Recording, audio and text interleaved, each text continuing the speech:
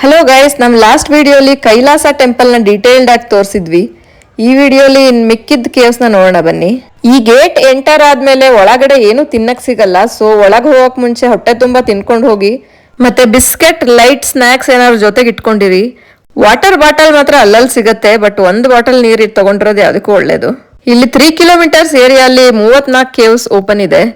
1 to 12 Buddhist caves, 13 to 29 Hindu caves ಮತ್ತೆ 30 to 34 Jain caves, 3 religion caves ಇದೆ. ಎದುರು ಕಾಣ್ತಾ ಇರೋದು ಕೇವ್ 16 ಕೈಲಾಸ ಟೆಂಪಲ್ ಕೇವ್. ಇಲ್ಲಿಂದ ರೈಟ್ ಹೋದ್ರೆ ಕೇವ್ 1 to 15 ಇದೆ, ಮತ್ತೆ ಲೆಫ್ಟ್ ಸೈಡ್ ಹೋದ್ರೆ ಕೇವ್ 17 to 34 ಇದೆ. ಇದು ಕೇವ್ 14 ರಾವಣ್ ಕಿ ಕಾಯ್ ಅಂತ. ಎಲ್ಲಾ ಕೇವ್ಸ್ಗೂ ನಂಬರ್ ಜೊತೆ ಹೆಸರು ಕೊಟ್ಟಿದ್ದಾರೆ. ಇಲ್ಲುವೇ ರಾವಣ ಕೈಲಾಸ ಪರ್ವತನ ಎತ್ತುತ್ತಾ ಇರೋ ಕಾರ್ವಿಂಗ್ಸ್ ಇದೆ, ಅದಕ್ಕೇನೆ ಇದನ್ನ ರಾವಣ್ ಕಿ ಕಾಯ್ ಅಂತಾರಂತೆ. ರೈಟ್ ಸೈಡ್ ಅಲ್ಲಿ ಮಹಿಷಾಸುರ ಮರ್ದಿನಿ, ಶಿವ ಪಗಡೆ ಆಟದಲ್ಲಿ ನಂದಿನ ಸೋತಿರೋದು, ಮತ್ತೆ ರಾವಣ ಕೈಲಾಸ ಪರ್ವತ ಎತ್ತುತ್ತಾ ಇರೋದು, ಮತ್ತೆ ಶಿವ ಪಾರ್ವತಿ ಮದ್ವೆ ಕಾರ್ವಿಂಗ್ಸ್ ಇದೆ. ಲೆಫ್ಟ್ ಸೈಡ್ ಅಲ್ಲಿ ವಿಷ್ಣು ಪುರಾಣದ ಕಾರ್ವಿಂಗ್ಸ್ ಇದೆ, ವರಾಹ ಸ್ವಾಮಿ ಮತ್ತೆ ವಿಷ್ಣು ಲಕ್ಷ್ಮಿ ಕೂತಿರೋದು, ಮತ್ತೆಲ್ಲಾ ಪಿಲ್ಲರ್ಸ್ ಮೇಲೂ ಬೇರೆ ಬೇರೆ ತರ ಕಾರ್ವಿಂಗ್ಸ್ ಇದೆ. ಫಸ್ಟ್ ಟೈಮ್ ನಮ್ಮ ವಿಡಿಯೋ ನೋಡ್ತಾ ಇರೋರು ದಯವಿಟ್ಟು ನಮ್ಮ ಚಾನೆಲ್ಗೆ ಸಬ್ಸ್ಕ್ರೈಬ್ ಮಾಡ್ಕೊಳ್ಳಿ. ಕೈಲಾಸ ಟೆಂಪಲ್ ಅಲ್ಲಿ ಕಾರು ಮಾಡಕ್ ಮುಂಚೆ ಸ್ಕಲ್ಪ್ಟರ್ಸ್ಗೆ 12 ವರ್ಷ ಟ್ರೈನಿಂಗ್ ಕೊಡ್ತಿದ್ರಂತೆ. ಮತ್ತೆ ಫಸ್ಟ್ ಮಿಕ್ಕಿದ ಗುಹೆಗಳಲ್ಲಿ ಕಾರು ಮಾಡಿಸ್ತಾ ಇದ್ರಂತೆ. ಪರ್ಫೆಕ್ಟ್ ಆಗಿ ಕೆತ್ತಿದ್ರೆ ಮಾತ್ರ ಅವ್ರನ್ನ ಕೈಲಾಸ ಟೆಂಪಲ್ ಅಲ್ಲಿ ಕೆಲಸ ಮಾಡಕ್ ಬಿಡ್ತಿದ್ರಂತೆ. ಒಂಚೂರು ತಪ್ಪಾದ್ರೂ ಅವ್ರನ್ನ ರಿಜೆಕ್ಟ್ ಮಾಡ್ಬಿಡ್ತಾ ಇದ್ರಂತೆ. ಸೊ ಮಿಕ್ಕಿದೆಲ್ಲ ಹಿಂದೂ ಕೇವ್ಸ್ ಅಲ್ಲೂ ಕೈಲಾಸ ಟೆಂಪಲ್ ಅಲ್ಲಿ ಇರೋ ಕಾರ್ವಿಂಗ್ಸ್ಗಳೇ ಇದೆ.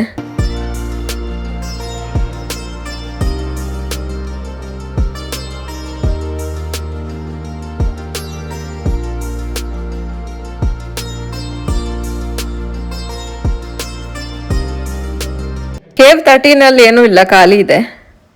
ಕೇವ್ 12 ಮತ್ತೆ 11 ಮೆಡಿಟೇಷನ್ ಮತ್ತೆ ಲಾಡ್ಜಿಂಗ್ ಯೂಸ್ ಮಾಡ್ತಾ ಇದ್ರಂತೆ.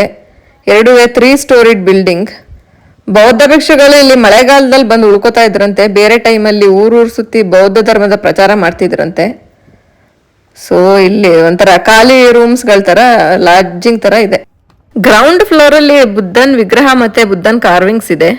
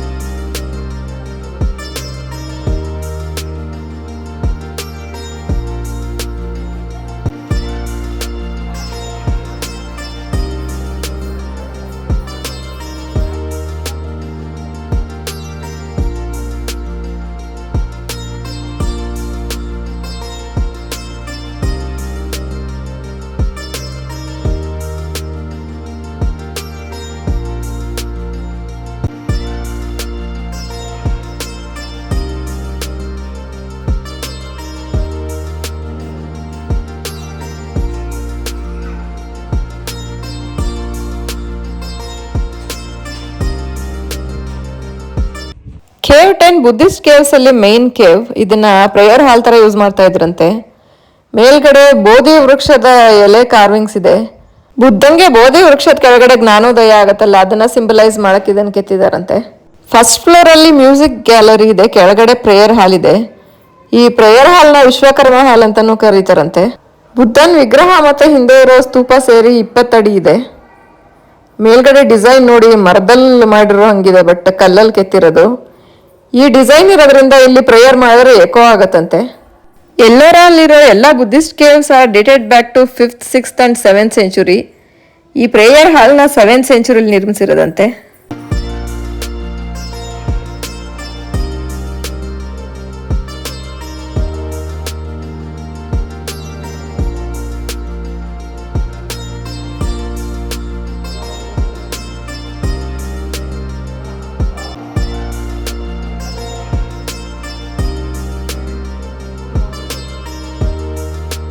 ಬುದ್ಧ ಕೂತಿರೋ ಈ ಪೋಸ್ಗೆ ಧರ್ಮಚಕ್ರ ಪರಿವರ್ತನ ಅಂತಾರಂತೆ.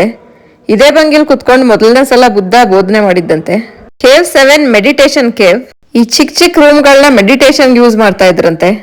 ಕೇವ್ಸ್ 1 to 6 ಆ ಕಡೆ ಇದೆ. ಮಳೆಗಾಲದಲ್ಲಿ ಬಂಡೆಯಿಂದ ಬೀಳೋ ನೀರಿಂದ ಇಲ್ಲೊಂದು ವಾಟರ್ ಫಾಲ್ ಕ್ರಿಯೇಟ್ ಆಗುತ್ತೆ. ಈಗಲೂ ಸ್ವಲ್ಪ ಸ್ವಲ್ಪ ನೀರು ಬೀಳ್ತಾ ಇದೆ.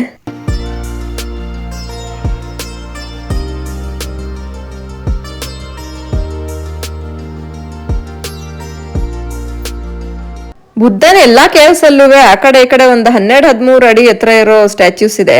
ಎಡಗಡೆ ಇರೋದು ವಜ್ರಪಾಣಿ ಅಂತೆ, ಕೈಯಲ್ಲಿ ಯಾವುದೋ ಆಯುಧ ಹಿಡ್ಕೊಂಡಿದ್ದಾನೆ. ಬಲ್ಗಡೆ ಇರೋದು ಪದ್ಮಪಾಣಿ, ಕೈಯಲ್ಲಿ ಲೋಟಸ್ ಹಿಡ್ಕೊಂಡಿದ್ದಾನೆ. ಪದ್ಮಪಾಣಿನ ಮೈತ್ರೇಯಿ ಅಂತಾನೂ ಕರೀತಾರೆ. ಇವರಿಬ್ರು ಬುದ್ಧನ್ ಫಾಲೋಯರ್ಸ್ ಅಂತೆ. ಅಹಿಂಸೆನ ಪ್ರೀಚ್ ಮಾಡೋ ಬುದ್ಧನ್ ಫಾಲೋಯರ್ ಕೈಯಲ್ಲಿ ಆಯುಧ ಯಾಕಿದೆ ಅಂತ ಗೊತ್ತಿಲ್ಲ ನನಗೆ. ಯಾರಿಗಾರು ಗೊತ್ತಿದ್ರೆ ಕಮೆಂಟ್ ಮಾಡಿ.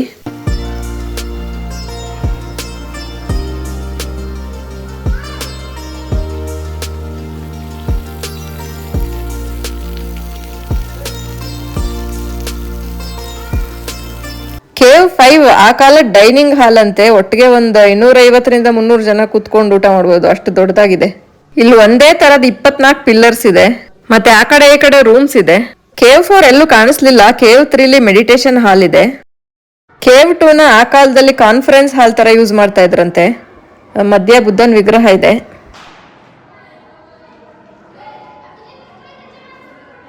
ಕೇವ್ 1 ಮೆಡಿಟೇಷನ್ ರೂಮ್ಸ್ ಇದೆ. ಇಲ್ಲಿಂದ ಕೇವ್ 34 ಒಂದು 2.5-3 ಕಿಲೋಮೀಟರ್ ಆಗುತ್ತೆ. ಸೊ ಈ ಎಲೆಕ್ಟ್ರಿಕ್ ವೆಹಿಕಲ್ ಅಲ್ಲಿ ಹೋಗ್ತಾ ಇದೀವಿ. ಒಬ್ರಿಗೆ 30 ರೂಪಾಯಿ ಚಾರ್ಜ್ ಮಾಡ್ತಾರೆ. ಮತ್ತೆ ಒಂದ್ಸತಿ ತಗೊಂಡ್ರೆ ಎಲ್ಲಾ ಕಡೆ ಓಡಾಡ್ಬೋದು. ಒಂದು 4-5 ಪಿಕಪ್ ಅಂಡ್ ಡ್ರಾಪ್ ಪಾಯಿಂಟ್ಸ್ ಇದೆ ಇವ್ರದ್ದು. ಒಂದು ಮೇನ್ ಗೇಟ್ ಅಲ್ಲಿ ಇದೆ, ಒಂದು ಕೇವ್ 7 ಹತ್ರ ಇದೆ, ಒಂದು ಕೇವ್ 34 ಮತ್ತೆ ಕೇವ್ 29 ಹತ್ರ ಒಂದಿದೆ.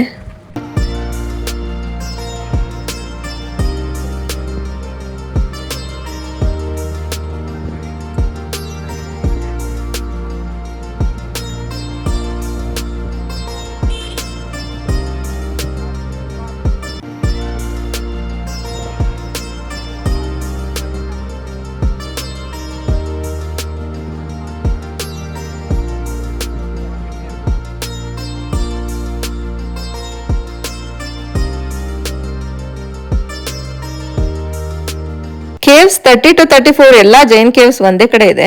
ಜೈನ್ ಕೇವ್ಸ್ ಅಲ್ಲಿ ಮಹಾವೀರ ಮತ್ತೆ ಜೈನ ತೀರ್ಥಂಕರರ ಸ್ಟ್ಯಾಚ್ಯೂಸ್ ಮತ್ತೆ ಕಾರ್ವಿಂಗ್ಸ್ ಇದೆ. ಮತ್ತೆ ಪಿಲ್ಲರ್ಸ್ ಗಳಲ್ಲಿ ಒಳ್ಳೊಳ್ಳೆ ಕಾರ್ವಿಂಗ್ಸ್ ಗಳಿದೆ.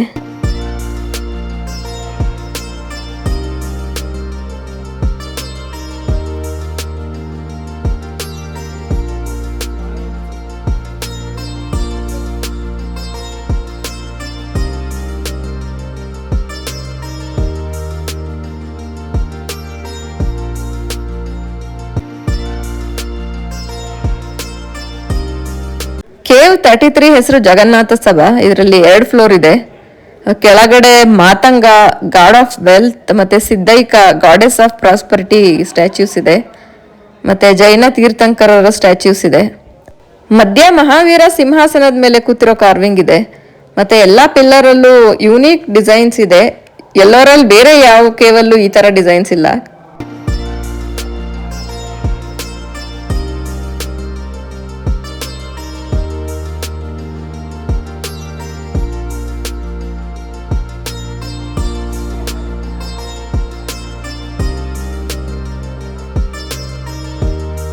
ಕೇವ್ 32 ಹೆಸರು ಇಂದ್ರಸಭಾ ಅಂತ. ಇದ್ರಲ್ಲೂ 2 ಫ್ಲೋರ್ಸ್ ಇದೆ.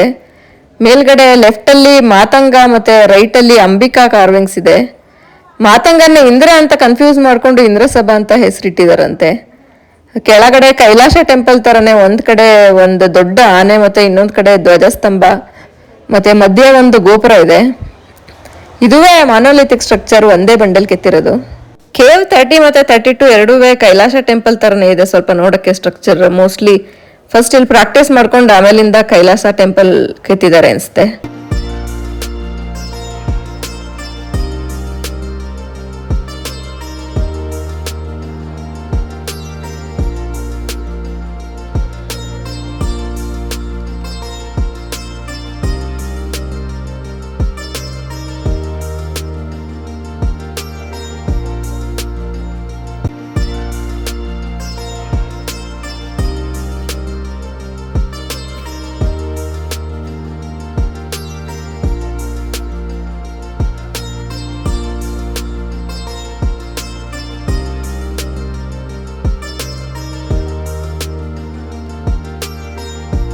ಕೇವ್ 30 ಇಂದ ಕೇವ್ 29 ಆಲ್ಮೋಸ್ಟ್ 1 ಕಿಲೋಮೀಟರ್ ಇದೆ. ಸೊ ಎಲೆಕ್ಟ್ರಿಕ್ ವೆಹಿಕಲ್ ಅಲ್ಲಿ ಬಂದ್ವಿ. ಈ ಕೇವ್ 3 ಎಂಟ್ರೆನ್ಸ್ ಇದೆ. 3 ಕಡೆನೂ ಈ ಸಿಂಹದ ತರ ಏನೋ ಪ್ರಾಣಿ ಕೆತ್ತಿದ್ದಾರೆ. ಸಿಂಹ ಡಿಸ್ಟ್ರಕ್ಟ್ ಆಗಿ ಈ ತರ ಆಗಿರೋದು ಅಥವಾ ಬೇರೆ ಯಾವ ಪ್ರಾಣಿನೋ ಗೊತ್ತಿಲ್ಲ. ಈ ಕೇವ್ ಹೆಸರು ಡುಮ್ಮರ್ ಲೇನಾ ಅಂತ. ಎಲ್ಲಾ ಕಡೆ ದೊಡ್ಡ ದೊಡ್ಡ ಕಾರ್ವಿಂಗ್ಸ್ ಇದೆ ಮತ್ತೆ ಒಂದೇ ತರ 26 ಪಿಲ್ಲರ್ಗಳಿದೆ. ಮಧ್ಯ ಒಂದು ಶಿವಲಿಂಗ ಇದೆ. ಎಲ್ಲಾ ಗುಹೆಯಲ್ಲೂ ಲಿಂಗ ಭಿನ್ನ ಆಗಿರೋದ್ರಿಂದ ಎಲ್ಲೂ ಪೂಜೆ ಮಾಡಲ್ಲ. ಕೈಲಾಸ ಟೆಂಪಲ್ ಬಿಟ್ಟು ಇನ್ನೆಲ್ಲಾ ಹಿಂದೂ ಕೇವ್ಸುವೆ ಮೊದಲು ಬುದ್ಧನ ಕೇವ್ಸ್ಗಳಾಗಿತ್ತು ಅಂತ ಹೇಳ್ತಾರೆ. ಅದಕ್ಕೆ ಸಾಕ್ಷಿ ಆ ಕಡೆ ಈ ಕಡೆ ಇರೋ ಈ ಪದ್ಮಪಾಣಿ ಮತ್ತೆ ವಜ್ರಪಾಣಿ. ಮೋಸ್ಟ್ಲಿ ಎಲ್ಲಾ ಹಿಂದೂ ಗುಹೆಗಳಲ್ಲೂ ಲಿಂಗದ ಮುಂದೆ ಇದೆರಡು ಸ್ಟ್ಯಾಚ್ಯೂಸ್ ಇದ್ದೇ ಇದೆ. ನೆಲದಲ್ಲಿ ಈ ತರ ಆಮೆ ಸ್ಟ್ರಕ್ಚರ್ ಇದೆ. ಏನಕ್ಕೆ ಅಂತ ಕ್ಲಿಯರ್ ಆಗಿ ಅಬ್ಸರ್ವ್ ಮಾಡಿದಾಗ ಗೊತ್ತಾಯ್ತು. ಇಲ್ಲಿ ಎಣ್ಣೆ ತೆಗೆದು ಅದನ್ನ ಸ್ಟೋರ್ ಮಾಡಕ್ಕೆ ಒಂದು ಜಾಗ ಮಾಡಿದ್ದಾರೆ. ಅದನ್ನು ಡಿಸೈನ್ ಮಾಡಕ್ಕೆ ಆಮೆ ಸ್ಟ್ರಕ್ಚರ್ ಮಾಡಿಟ್ಟಿದ್ದಾರೆ. ಈ ತರದ್ ಈ ಕಡೆ ಒಂದು ಆ ಕಡೆ ಒಂದು 2 ಸ್ಟೋರೇಜ್ ಇದೆ. ಇದು ಶಿವ ಪಾರ್ವತಿ ಮದ್ವೆ ಕಾರ್ವಿಂಗ್. ಲೆಫ್ಟ್ ಸೈಡ್ ಅಲ್ಲಿ ವಿಷ್ಣು ಮತ್ತೆ ಲಕ್ಷ್ಮಿ ನಿಂತಿದ್ದಾರೆ. ಮತ್ತೆ ರೈಟ್ ಸೈಡ್ ಅಲ್ಲಿ ಬ್ರಹ್ಮ ಕೂತಿರೋ ತರ ಇದೆ. ಮತ್ತೆ ಮೇಲ್ಗಡೆಯಿಂದ ದೇವತೆಗಳು ಪುಷ್ಪವೃಷ್ಟಿ ಮಾಡ್ತಾ ಇದ್ದಾರೆ.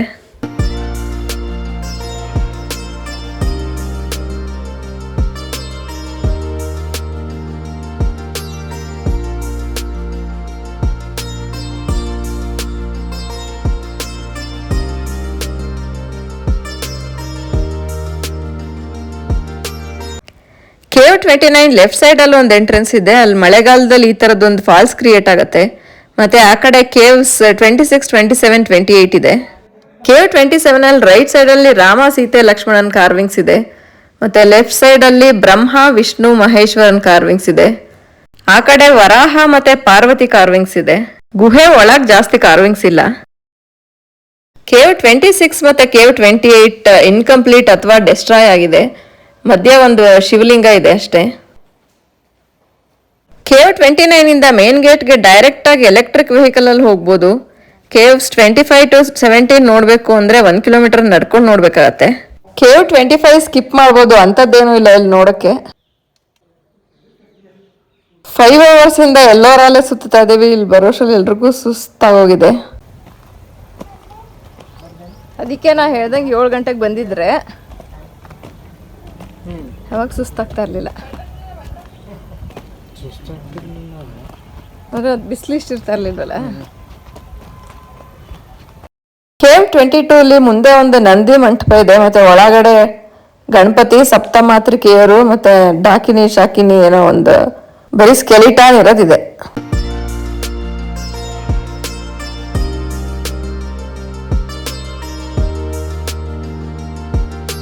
ಈ ಸ್ಟ್ರೆಚ್ ಅಲ್ಲಿ ಕೇವ್ 21 ಒಂದ್ ಸ್ವಲ್ಪ ಚೆನ್ನಾಗಿದೆ, ದೊಡ್ಡದಾಗಿದೆ.